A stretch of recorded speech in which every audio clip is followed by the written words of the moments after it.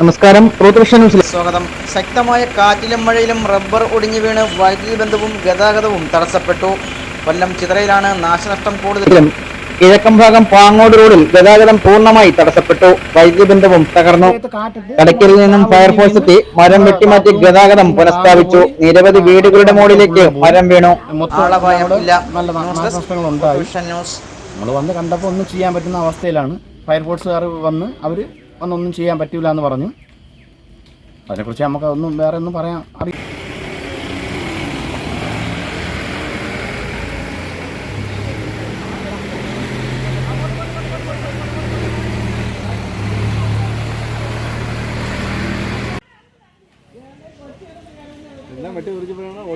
വിളിക്കണം.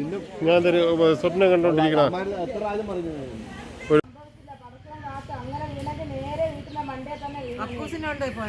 എന്തൊക്കെ പോയി ഇത് എപ്പോഴാണ് നിങ്ങൾ